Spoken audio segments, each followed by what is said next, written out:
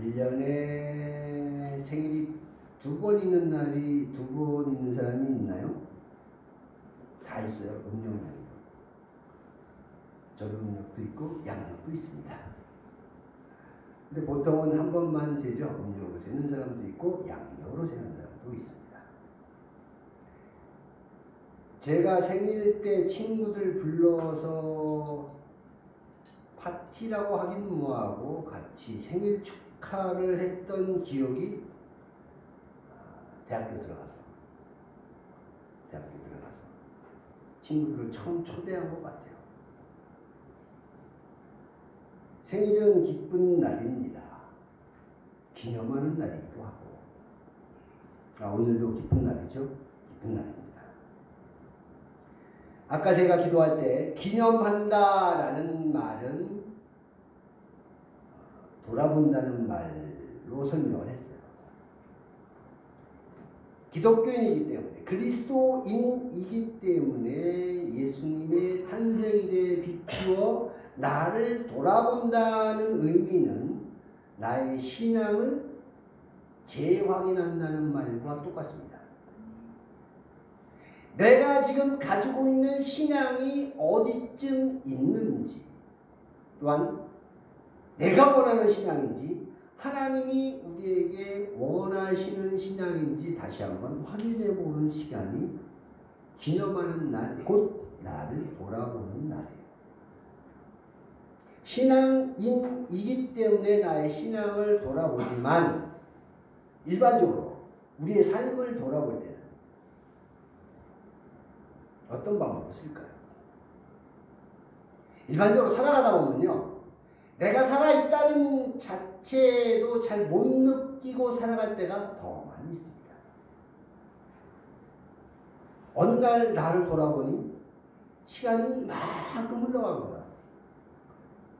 내가 그동안 뭐 했지? 참 헛살았네. 이런 느낌 들 때가 참 많이 있어요. 어쨌거나 우리들은 살아갑니다. 어제까지 우리가 했던 일들을 잠깐 내려놓고 오늘 우리는 그리스도인이라는 마음을 가지고 이 자리에 나왔어요. 이 자리에. 내가 그리스도인이니까 교회 가야 돼! 라는 의무감이 아닌 하나님의 사람이기 때문에 하나님의 말씀으로 내 영혼을 살찌우려는 어떤 당위성을 가지고 이 자리에 나왔다는 소리예요. 나오면서 하나님만 생각하고 이 자리에 나왔다? 그것도 아닌 것 같아. 우리는 아직 육신을 입고 이 세상을 살아가는 사람들이기 때문에 여러분들의 얼굴이 안 떠오르면 거짓말이에요. 각자 나오면서 하나님 뵈러 가야지 라는 마음과 각기 우리들 식구들 얼굴을 그려보며 미소 짓고 나오게 됩니다.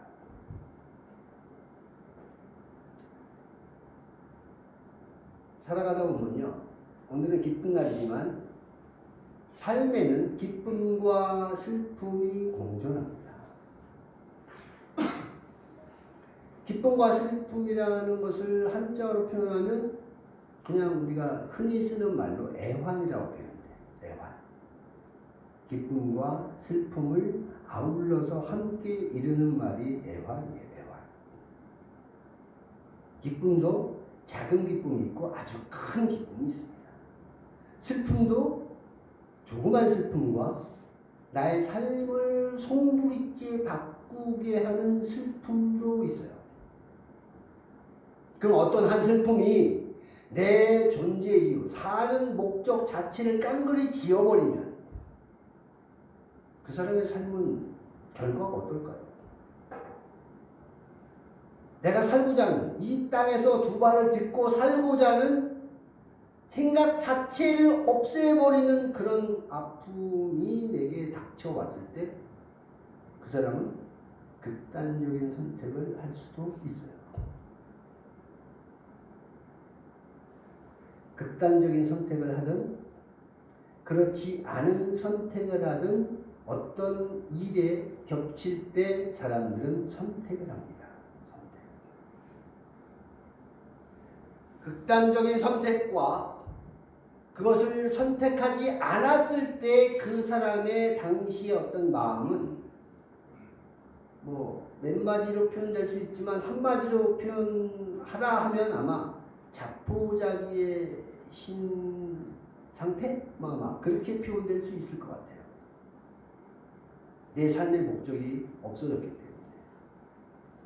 극단적인 선택을 하지 않더라도 거기에 충격에서 태어나지 못할 때가 많아서 스스로 자포자기한 삶을 살아갈 수 있는 가능성은 열려 있어요. 극단적인 선택, 자포자기의 선택, 공통점이 있어요. 공통점.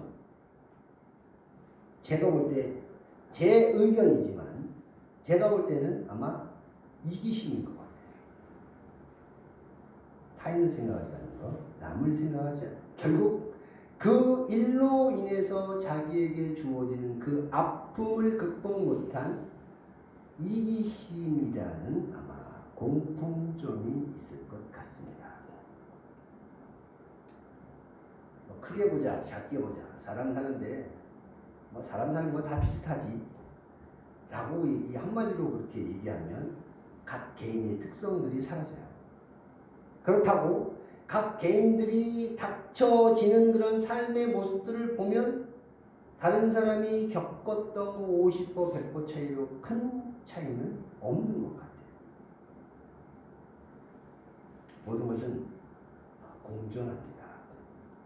빛과 어둠이 공존해요. 이왕 말라고 보면 조금만 더 갈까요? 한 사람이 빛과 어둠을 다 가지고 있어. 공존하니까. 근데 그것이 그 사람의 이성에 의해서 컨트롤돼. 무섭잖아. 그럼 그 사람 뭘 것 같아요? 저는 그런 사람이 안 보인 것 같아요. 아마. 일반적인 건요. 빛과 어둠이 한 사람 앞에 다 공존하는데 감성에 의해서 무작위적으로 혼재되는 것이 일반 보통 사람이야. 근데 이성에 의해서 그게 컨트롤돼? 이거 무섭습니다. 무서워. 여러분은 어떠세요? 여러분들은 악마의 기질이 있나요? 우리 심전도사님은 없다고 강력하게 돌지를 하고 있습니다. 내재되어 있어요. 왜냐하면 우리 육신을 가진 죄인의 입장, 육신을 가지고 태어나는 것 자체가 원죄로 인한 죄의 결과이기 때문에 우리가 하나님께로 가기 전 이 세상에 사는 것은 공존됩니다. 공존. 그것을 잊어버리면 안 돼요. 내가 하나님의 지체이지만 내 안에는 분명한 사단의 획책도 있습니다. 끊임없이 싸워서 이겨야 돼요.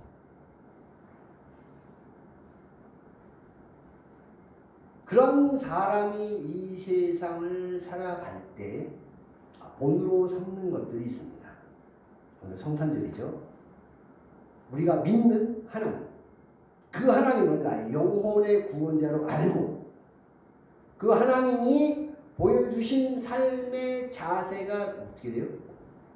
이 땅에서의 예수님의 행적이에요. 예수님의 행적을 보면서 또한 예수님의 죽음과 부활을 보면서 과연 우리의 삶과 우리의 죽음과 우리의 부활은 누구로 인하여 알 수 있어요? 예수님을 통하여 알 수 있습니다.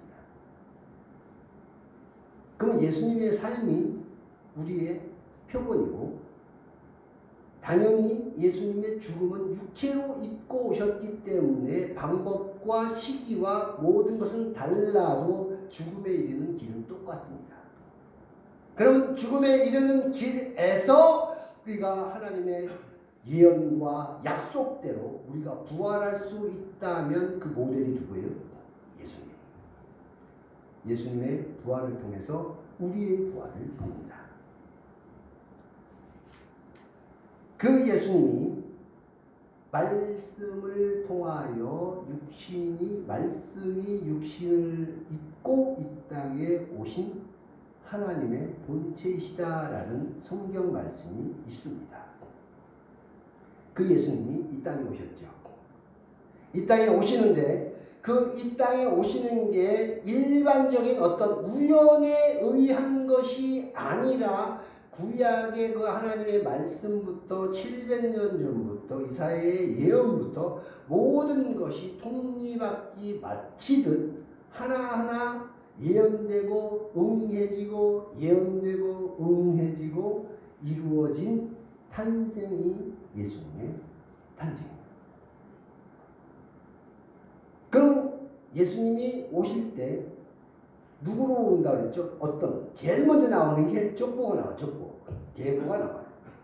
누가복음에도 나오고 마태복음에도 나옵니다. 마태복음에는 아브라함과 다윗 왕의 자손으로 오실 예수님에 대하여 말씀이 나옵니다.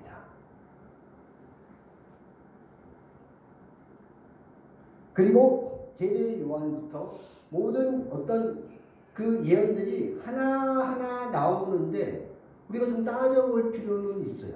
따져볼 필요가 있어요. 세례 요한도 그냥 온 것이 아니죠. 주의 길 앞에 주보다 먼저 와서 주의 길을 평탄케 하고 사람들을 주님께로 모으는 그런 역할, 엘리야가 먼저 와야 된다는 예언이 있습니다. 그 예언에 응하게 한 자가 누구죠? 세례 요한. 그러니까 오늘 본문에도 마리아에게 천사가 나타납니다. 천사가 나타나서 네가 하나님의 큰 은혜를 입어서 너로부터 나오는 그 자가 우리의 모든 것을 구원하는 구원자이실 것이야.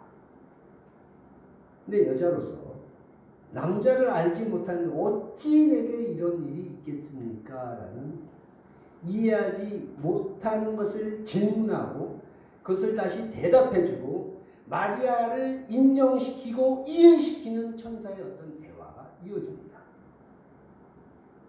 그리고 맨 마지막에 마리아가 어떻게 고백하죠? 주의 여정입니다. 하나님 말씀대로 되어지기를 원합니다. 이렇게 대답을 합니다. 그 과정, 얘기의 과정 속에서 내가 이것을 이해 못하느냐? 네 친족 엘리사벳 누구죠? 엘리사벳 세례 요한의 엄마. 아버지는 누구죠? 아버지.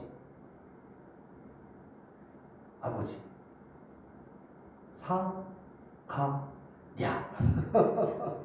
사가랴. 당시 대제사장이었어요.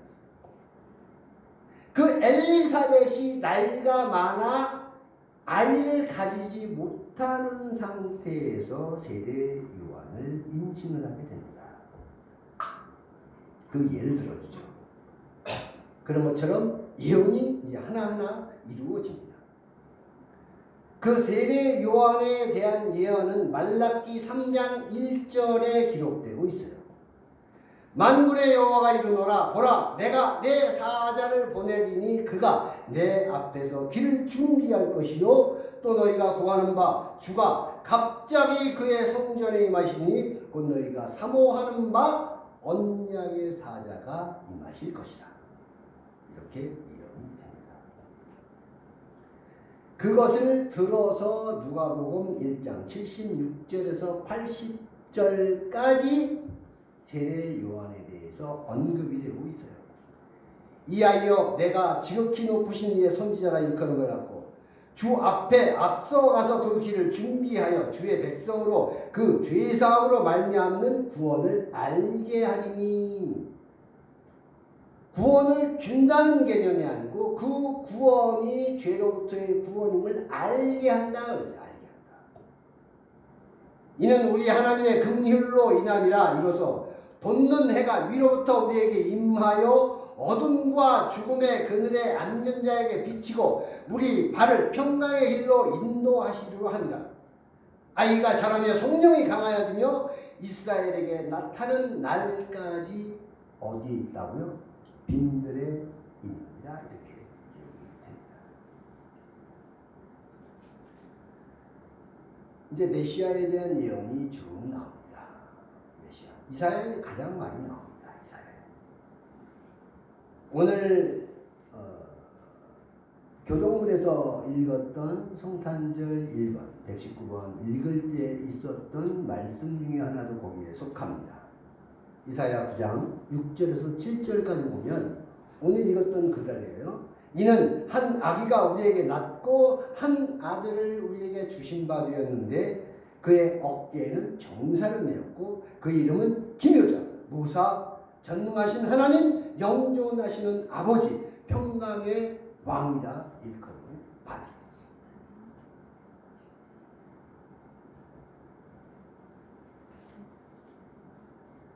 그리고 실질적으로 메시아가 오셔서 하시는 일, 하나님이 원하신 일은 결국 베드로전서 1장 9절 영혼의 구원을 받음이라와 마귀를 멸한다는 그 말이 하나님이 원하시는 가장 클라이막스일 거예요. 그러나 사람의 입장에서 본다.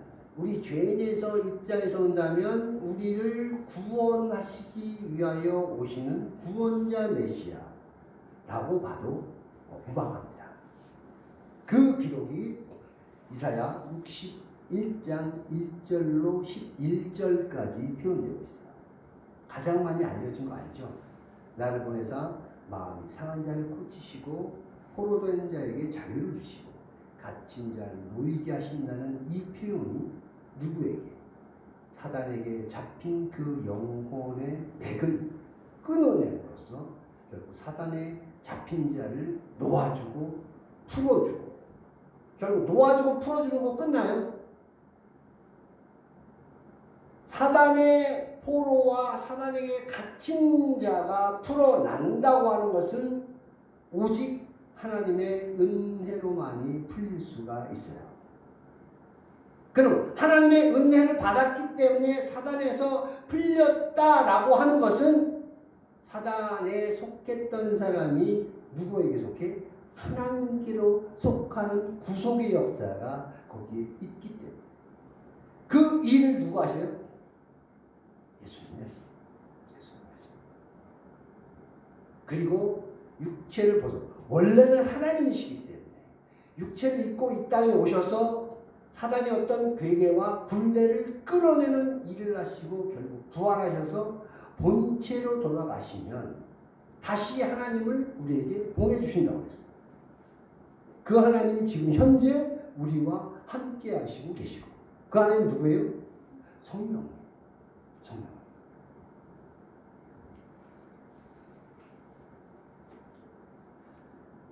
결국 예수님의 탄생은 하나님의 계획과 하나님의 그 큰 구원의 틀 안에서 이루어진 하나님의 역사, 하나님의 섭리, 하나님의 경륜, 이렇게 얘기될 수가 있습니다. 그래서 예수님의 출생 예고가 나고 예수님의 어떤 그 출생 예고에 대한 확인 과정도 있어요. 예수님이 태어날 때 예수님이 태어날 때 하늘의 별이 이렇게 비쳤어. 그걸 보고 누가 찾아왔죠? 동방박사 세 사람이 그 별을 보고 아기 예수에게 경배하기 위하여 왔습니다. 또한 아기 예수가 말구유에서 나실 때 천사들이 누구에게 알렸어요? 목자들에게 알렸어요. 목자들에게. 그러니까 목자들이 마리아에게 찾아와서 천사가 그리스도 왕, 그 예수가 낳았다는 것을 오히려 마리아와 요셉에게 알려줍니다. 그렇게 알려줘. 황금과 유향과 몰약으로 대변되는 그런 어떤 의미도 우리는 알고 알고 있습니다. 결국 예수님이 이 땅에 오셔서 해야 될 일은 하나님입니다. 그 과정, 어릴 때의 과정은 누가복음에 있던 어떤 그 모습, 율법사와 같이 대화하던 그 모습 이외에는 예수님의 어린 시절은 기록이 되고 있지는 않아요. 30대 드디어 공생애 3년 공생애를 시작하시면서 제자들을 불러보고 하늘의 것을 가르치시고, 그리고 내가 이제는 어떻게 된다는 것을 계속 말씀을 해 주시고, 제자들에게도 내가 이렇게 될 테니 너는 이렇게 하라. 근데 그것을 안 믿었죠. 나중에 예수님이 부탁하신 말씀, 성령이 너에게 임하면 내가 지금까지 가르쳐 말한 것들이 모두 이해되고 알게 되리라 라는 말씀도 계셨어요. 그리고 십자가 사역과 부활, 그리고 믿지 아니하는 제자들에게 일일이 나타나셔서 그것을 인식시키고 마리아에게 인식시키듯이 제자들이 보고 주는 그리스도시요 살아계신 하나님의 아들이라는 그런 고백을 나의 삶을 통해서 이루어질 때, 당신은 예수님이 죄인 시대에서 십자가에 달려 죽은 죄인이었기 때문에 예수님을 믿는 그 자체가 자기 생명을 담보로 하는 믿음일 수밖에 없었어요. 그래서 주라 시인하는 것은 하나님 성령에 의하지 않고는 될 수 없다고 한 것이 그 당시 예수님을 믿는 상황이었어요. 그런 상황에서도 제자들은 전혀 배반하지 아니하고 자기의 삶을 다해서 예수님을 섬겼던 그런 모습들도 봅니다.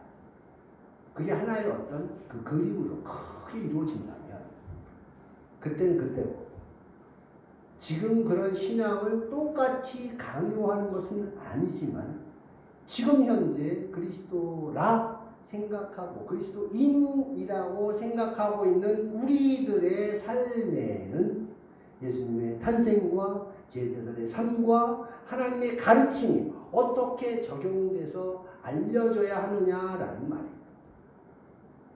제가 늘 반복해서 설명드리는 것이 결국 하나님을 믿는다 한다면 행함이 따라야 합니다. 행함. 우리 교회가 규모상으로는 작고,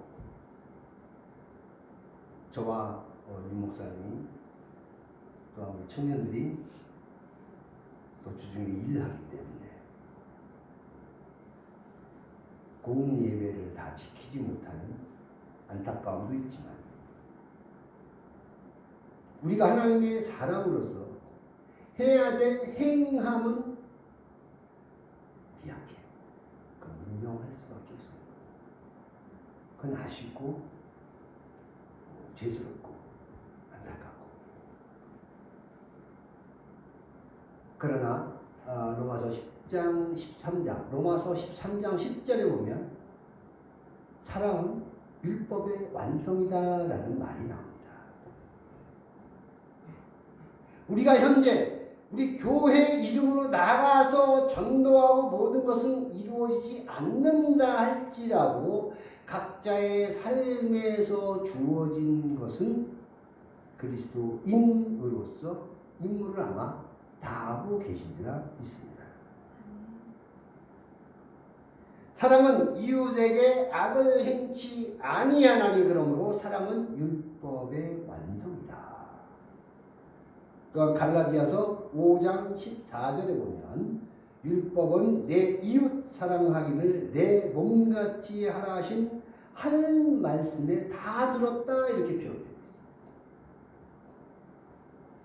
그럼 하나님은 사랑이시니까 우리도 사랑을 해야 되는데 어떻게 사랑을 해야 되느냐? 이것이 행함이에요. 행함인데 짧게 간단하게 말하면 우리 교회 이름이 뭐죠? 서로 사랑의 교회. 서로 사랑하여 이웃 사랑하는 그 일에 있습니다. 서로 사랑하여 이웃 사랑하는 일의 전제는 뭐가 돼요? 하나님 사랑.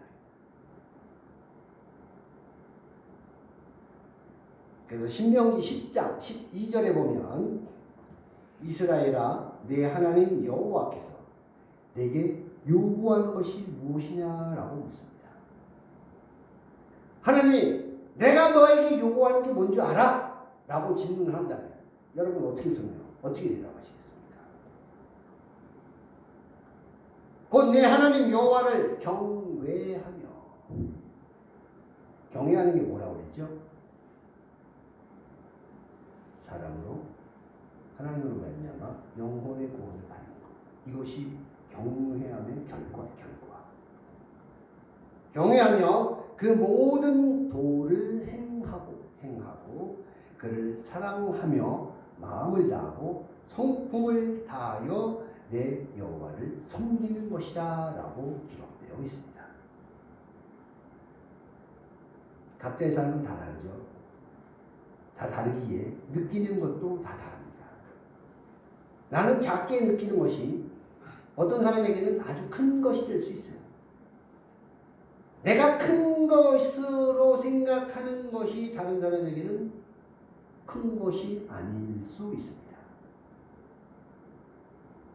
내가 다른 사람과 생각이 다르다고, 다른 사람이 나와 생각이 다르다고, 그것이 경중, 내가 생각하는 중함보다 다른 사람이 생각하는 중함이 다르기 때문에 내 가치관에 의해서 다른 사람을 판단하지 말고 결국 내가 하나님 안에서 해야 될 일이 무엇이냐라는 것만 따지면 돼요. 내가 능력이 좋아서 하나님 일 더 많이 할 수 있습니다. 그렇다고 작게 하는 사람은 그 사람이 못나서 작게 하는 그런 건 아니잖아요. 그 사람은 그 사람 형편대로, 나는 내 형편대로. 그렇다고 다른 사람 많이 한다고 해서 시기 질투가 아니고, 다른 일 적게 한다고 해서 경멸 그런 것도 아니고, 내가 주어진 내 삶 최선을 다해서 하든 하나님의 일도 지체로서 내게 주어진 이 일을 통하여 하나님이 기뻐하시면 됩니다. 두렵던 헌금한 과부의 마음처럼 세리의 기도처럼 하늘을 우러우며 마음을 두드리며 이 죄인을 용서하옵소서라는 그 세리의 기도처럼 하나님과 나와의 관계가 하나님 기뻐하시는 관계로 서로 사랑하여 이웃 사랑하는 우리 모두가 되게